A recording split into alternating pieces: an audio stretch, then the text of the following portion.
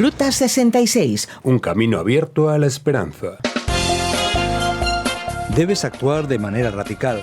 Tienes que decir, abran paso, fuera. Imagínate a una ambulancia con un conductor fino y educado. Mire usted, si es tan amable, ¿podría dejarme pasar, por favor? Y es que el paciente se muere.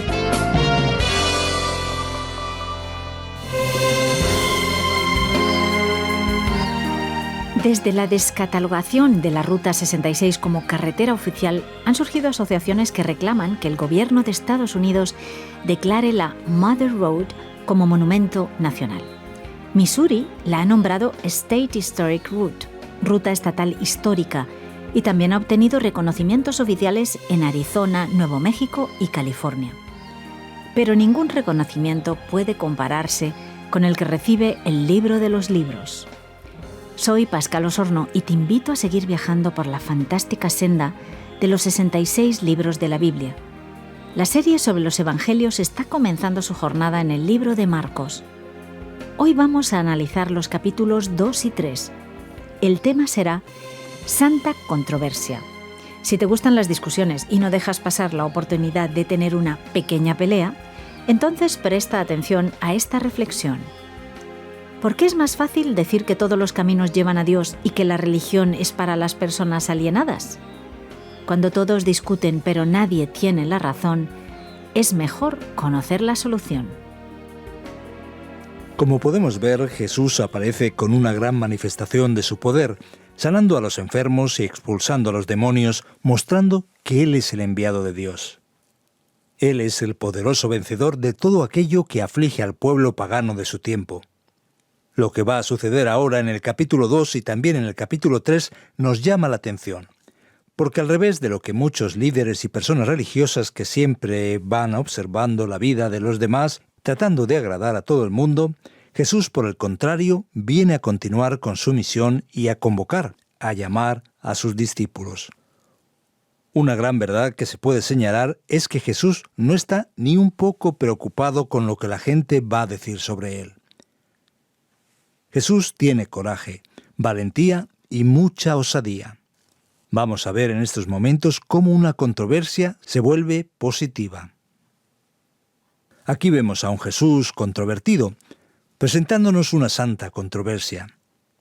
Jesús ahora aparece allí en Capernaum y surgen en aquel lugar unos hombres que le traen un paralítico cargado por 4 de ellos.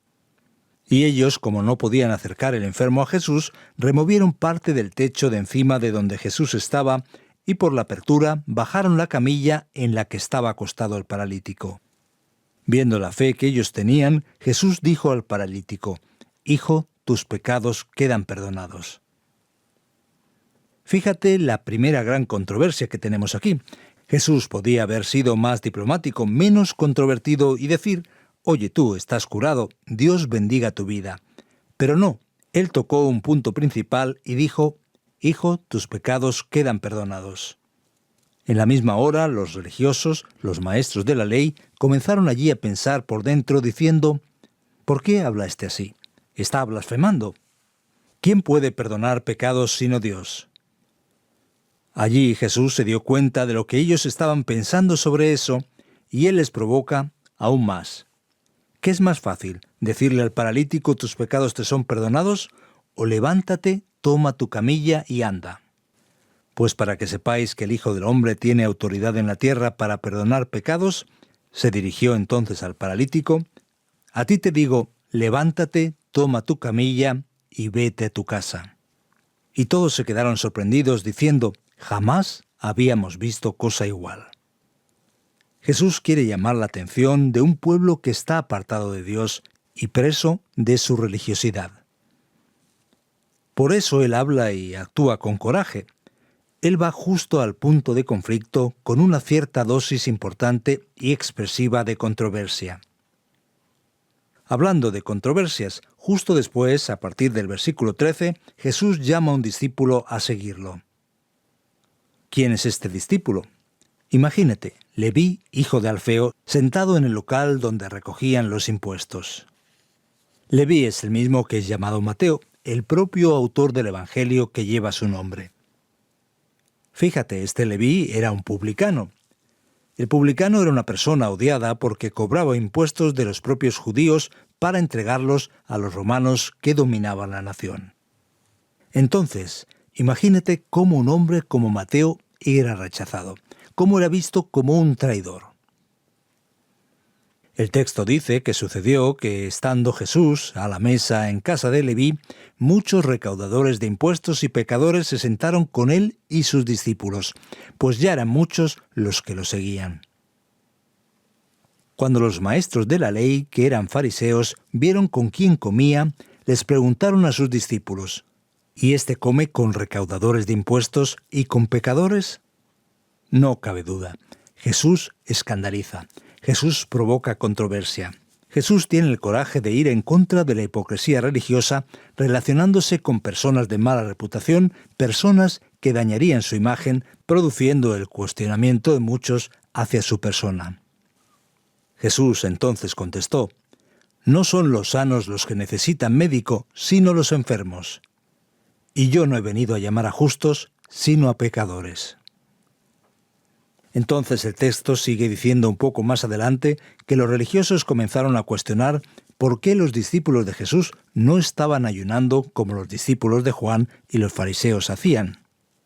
Ellos fueron a cuestionar por qué actuaban de esta manera. Estos discípulos de Jesús podríamos decir que no tienen pinta, que no tienen apariencia o aspecto de religiosos. Ellos no van por ahí flagelándose a sí mismos haciendo todo lo que se espera de un religioso. Jesús les dice: «Escuchad, nosotros estamos en una época de fiesta. ¿Acaso pueden ayunar los invitados del novio mientras él está con ellos? Imagínate una fiesta de boda en la que llegan la tarta, los dulces y los aperitivos, y entonces de repente el novio dice: «No, yo estoy ayunando». Entonces no vayas a la fiesta. Esto no tiene mucha lógica. Cuando el novio fuere quitado, ese día sí van a ayunar. Por tanto, Jesús dice: «Yo llegué, soy el Hijo de Dios enviado. Vine a traer buenas noticias para todos». Ahora es momento para la fiesta y la alegría y no para ese tipo de expresión religiosa como el ayuno. Y de nada sirve hacer esas cosas para resolver los problemas de nuestra vida. Nadie remienda un vestido viejo con un retazo, con un trozo de tela nueva. Eso no sirve para nada. Nadie pone vino nuevo en odre viejo. Eso no va a funcionar. Es decir, la religiosidad de los fariseos y de los religiosos no podía traer la vida eterna que proviene de Dios. Era prácticamente un remiendo, un parche que no resolvía nada. Querido amigo, es necesario, por tanto, un cambio total y radical. Durante la discusión aparece una vez más Jesús. El texto dice así: «Un sábado al cruzar Jesús los sembrados, sus discípulos comenzaron a arrancar a su paso unas espigas de trigo». «Mira», le preguntaron los fariseos, «¿por qué hacen ellos lo que está prohibido hacer en sábado?». Él les contestó: «¿Nunca habéis leído lo que hizo David en aquella ocasión cuando él y sus compañeros tuvieron hambre y pasaron necesidad? Entró en la casa de Dios cuando Abiatar era el sumo sacerdote y comió los panes consagrados a Dios, que solo a los sacerdotes les es permitido comer. Y dio también a sus compañeros. Él cometió un sacrilegio y no hubo ninguna condenación para él. Debéis saber», añade, «que el sábado se hizo para el hombre y no el hombre para el sábado. Así que el Hijo del Hombre es Señor incluso del sábado». Aquí Jesús, una vez más, confronta su comportamiento hipócrita y prefiere una santa controversia antes que una indiferencia, una actitud de aquellos a quienes no les importa la verdad de las cosas. Un poco más adelante, ¿qué es lo que vamos a encontrar? Jesús entra en la sinagoga y allí está un hombre con una de sus manos paralizadas. Él aparece allí y los religiosos una vez más buscan una forma de acusar a Jesús. Vamos a ver, ¿sanará Jesús a este enfermo un sábado? Bueno, ya que ellos quieren esto, Jesús no pierde tiempo. Nada como una buena controversia para desafiar la religiosidad frágil de aquellos líderes de esa época. Jesús entonces le dice al hombre: «Ponte en pie frente a todos». Luego le preguntó a los demás: «¿Qué está permitido en sábado? ¿Hacer el bien o hacer el mal? ¿Salvar una vida o matar?». Pero ellos permanecieron callados. Jesús entonces se les quedó mirando, enojado y profundamente entristecido por la dureza de su corazón. Entonces le dijo al hombre: «Extiende la mano». Él la extendió y la mano quedó restablecida. Tan pronto como salieron los fariseos, comenzaron a tramar con los herodianos cómo matar a Jesús. Querido oyente, nuestro mundo sufre por falta de coraje, de valentía. Jesús, el Rey de Reyes, el Señor de Señores, mostró una actitud diferente porque tuvo coraje de enfrentar a todo aquello que había de ser enfrentado. Una religiosidad problemática que no traía nada de bueno al propio ser humano. A partir de ahí, la actitud de Jesús, sus enseñanzas, sus milagros de sanidades, todo su ministerio hace que la multitud lo siga. Nosotros vemos en la secuencia que en vez de que esto traiga problemas, Jesús se identifica con los pobres, con los necesitados, con los que están sufriendo. Él es cada vez más buscado para que estas personas sean curadas, sean bendecidas y sean liberadas de los espíritus demoníacos. Entonces Jesús, siguiendo esta forma de actuar, identificándose con el pueblo común, escogió y llamó a 12 apóstoles. Él les dio autoridad para predicar y para expulsar demonios. En la lista aquí aparecen Simón, que es Simón Pedro, Jacobo, su hermano, Juan, y después tenemos a Andrés, Felipe, Bartolomé, Mateo, Tomás, Jacobo, hijo de Alfeo, Tadeo, Simón el celote y Judas Iscariote, el que lo traicionó. Y llegando aquí al final, podemos todavía encontrar en esta última parte del capítulo 3 2 episodios más, ambos muy interesantes. Ante su actitud de confrontación, Jesús recibe acusaciones.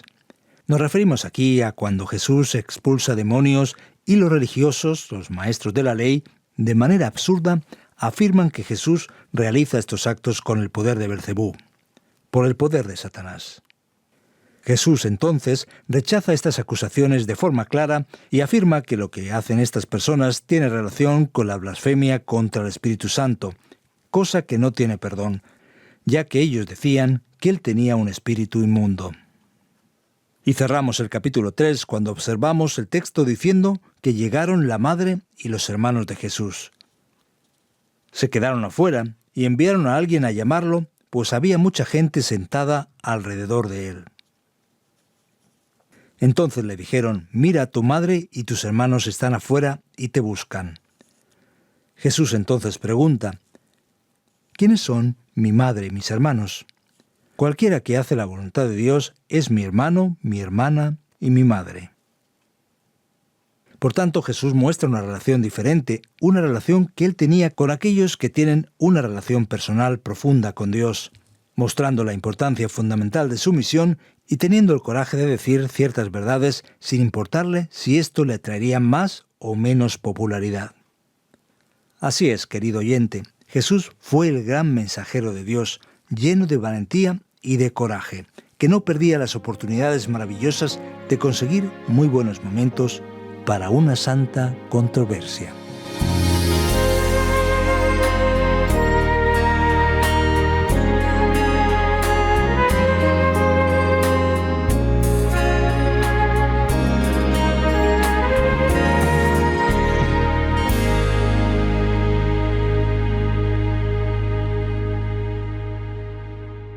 Viaja por la Ruta 66, un trayecto emocionante en el que descubrimos las verdades de la Palabra de Dios. Ruta 66, un camino abierto a la esperanza.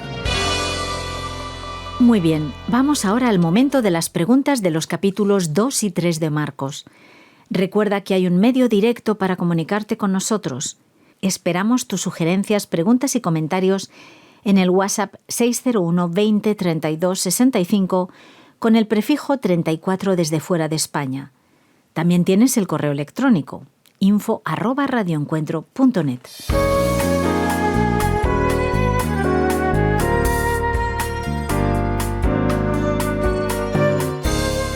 Vamos directamente con las primeras preguntas. ¿Por qué insistía Jesús en provocar y causar controversia? ¿Deberíamos ser así? ¿Tenemos que actuar de esa manera nosotros también?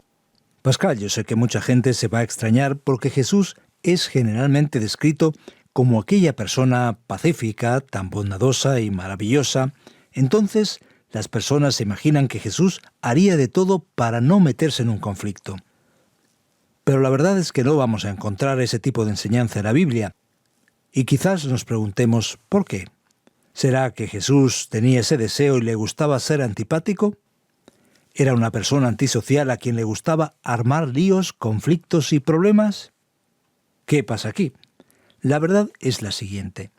Jesús entraba en estos conflictos con suma precaución, en aquello que era especial y fundamental. Y toda persona que tiene sentido común haría la misma cosa. No puedes tener una persona muriendo de cáncer o una persona que fue atropellada, que se está desangrando y decirle, ya, tiene un problema, vamos a tratar de ayudarla. Debes actuar de manera radical. Tienes que decir, abran paso, fuera. Imagínate una ambulancia con un conductor fino y educado. Mire usted, si es tan amable, ¿podría dejarme pasar, por favor? Y es que el paciente se muere. Entonces, en aquello que era esencial, Jesús decía las cosas directamente, hablaba bien claro. Y nosotros no podemos actuar de manera diferente. Pero espera un momento, si decimos, ahora yo voy a causar controversias en todos lados porque Jesús lo hizo así, espérate. Si vas a crear confusión sin necesidad por tonterías, por cuestiones que no tienen importancia, que son irrelevantes, entonces estás actuando de manera irresponsable y sin sentido. Eso no tiene nada que ver con el ejemplo de Jesús. Hablando de las cosas preferidas de Jesús, ¿por qué a Jesús le gustaba relacionarse con personas de este tipo, diríamos, socialmente problemáticas? ¿Por qué hacía eso Jesús? Ese es un tema interesante. ¿Quiénes serían esas personas problemáticas? ¿Por qué se tiene ese concepto acerca de estas personas? ¿Por qué son calificadas de esta manera, de esta forma? El tema es que generalmente uno pierde la referencia bíblica de que en este mundo de Dios no hay nadie mejor que nadie. Todas las personas están en una situación de necesidad y de dificultad ante Dios. ¿Y qué es lo que sucede? Algunos se disfrazan. Son maestros del disfraz y así intentan y a veces consiguen presentarse ante todos como personas maravillosas. Pero eso no es así. Entonces Jesús dice, yo solamente puedo ayudar a aquel que tiene una disposición de ser ayudado. Por eso es que yo vine a llamar a los enfermos, a los necesitados. Entonces existe toda una máscara humana, un deseo intenso de presentar y mostrar a los demás que todo está bien, cuando la realidad es que no son las cosas como parecen, no todo está bien. El mismo problema tiene aquella persona testaruda que solo decide ir al médico cuando ya no hay nada más que hacer. Por eso Jesús confronta a aquellos religiosos hipócritas de su tiempo que en el fondo eran personas tan necesitadas como las personas señaladas como el problema social de aquella época. La verdad es que la persona se puede disfrazar, pero en el fondo, allí en lo más profundo, todas las personas necesitan a Dios de igual manera. Ya, pero Jesús tiene una actitud que llama la atención. ¿Él criticó el ayuno aquí, en este pasaje del capítulo 2 de Marcos? ¿El ayuno debe ser practicado o no debe ser practicado? ¿Esto tiene que ver con el remiendo nuevo que aparece en el texto? Es interesante. Podemos observar que de hecho Jesús critica el ayuno aquí. La pregunta es la siguiente: ¿por qué Jesús está criticando el ayuno? El tema no tiene que ver directamente con el ayuno. El problema es que en el contexto religioso de la época de Jesús, el ayuno comenzó a ser una práctica religiosa que no estaba teniendo el efecto deseado por Dios. Las personas ayunaban para mostrar ante los demás que estaban ayunando. Ellos ayunaban buscando merecer el favor de Dios como si esto fuera una especie de trueque con Dios. Era entonces una demostración de tristeza. Y Jesús dice, mira, he llegado para traer buenas noticias. Entonces hacer ayuno, simplemente por ayunar, no tiene sentido. No debéis actuar de esa manera. Una persona hoy puede ayunar. Lo que no se puede es pensar que el ayuno le otorga una espiritualidad superior a la de los otros, y ni tampoco entender que el reino de Dios consiste en ese tipo de prácticas. Jesús no está nada de acuerdo con ese modelo de religiosidad. Dice un dicho que con amigos así no se necesita enemigos. ¿Cómo es que la propia familia de Jesús dice que él estaba fuera de sí, según el versículo 21 del capítulo 2? Sí, estábamos hablando aquí de que Jesús demuestra claramente que hay una actitud diferente de lo esperado. Jesús producía controversia. Bueno, la controversia siempre es polémica y en este caso la familia de Jesús no queda fuera. Claro, Jesús también va a actuar de manera que ni siquiera su propia familia entiende bien cuál es su propósito. La familia de Jesús está entendiendo las cosas de manera incorrecta. Los familiares de Jesús tenían una perspectiva similar a las otras personas. Sin embargo, Jesús había venido con una misión divina. Allí no había nada, podemos decir, que fuese una actuación teatral. Y sus propios familiares tenían dificultad de entender quién era realmente el mismo Jesús. Tú mismo que nos escuchas habrás dicho, ¿pero cómo cuesta entender esto? Parece que esto de Jesús es bastante complicado. No te preocupes por tal sensación, que no te explote la cabeza. Los familiares de Jesús tuvieron tu misma dificultad.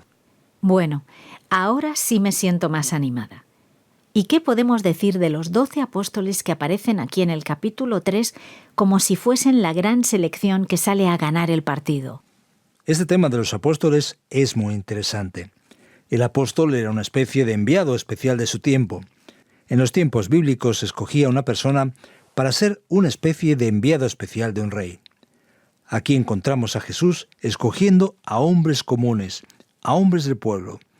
Ellos son escogidos como esos enviados revestidos de autoridad, inclusive para expulsar demonios, para sanar enfermedades dentro de esa misión apostólica. Es importante destacar que el número 12 tiene un significado especial. Hay 12 tribus de Israel.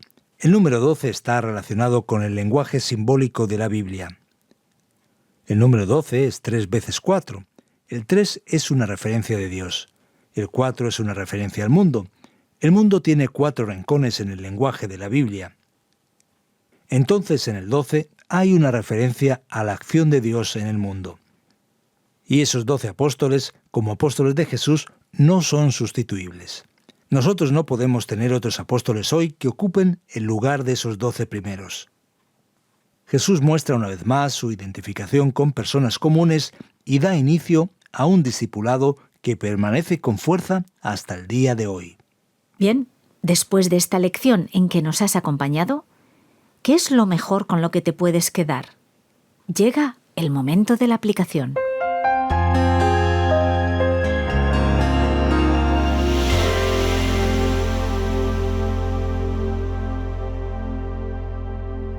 Hoy en Ruta 66 hemos juntos explorado el Evangelio de Marcos, concretamente los capítulos 2 y 3.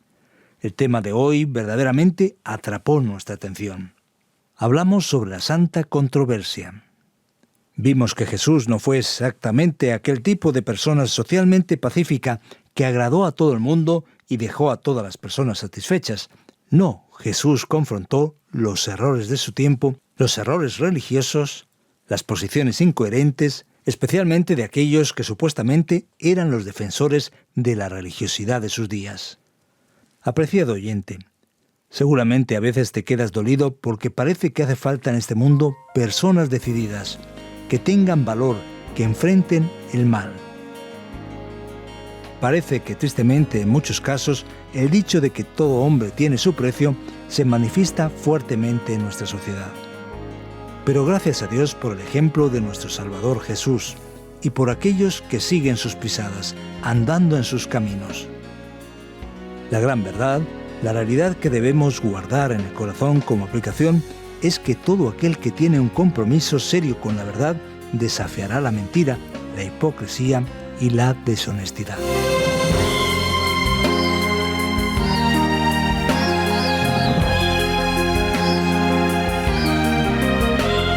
Has Hasta aquí el programa de hoy de Ruta 66. Ruta 66 termina por aquí, querido oyente, pero eres nuestro invitado especial para seguir acompañándonos en los capítulos iniciales del Evangelio de Marcos, en esta emisora y en este horario. Vamos a descubrir juntos los misterios de la fe. Recuerda que también tenemos nuestro podcast en la aplicación RTM 360. En Facebook nos encuentras como RTM Ruta 66. Ruta 66 es un programa original del profesor de Biblia Luis Ayao, producido por Radio Encuentro Radio Transmundial en España. Ha sido traducido por Mateus Rodríguez y presentado y adaptado por el profesor de Biblia y comunicador evangélico Fernando Díaz Sarmiento. A los mandos técnicos estuvo Andrés Ocampo y te acompañó Pascal Osorno. Hasta la próxima.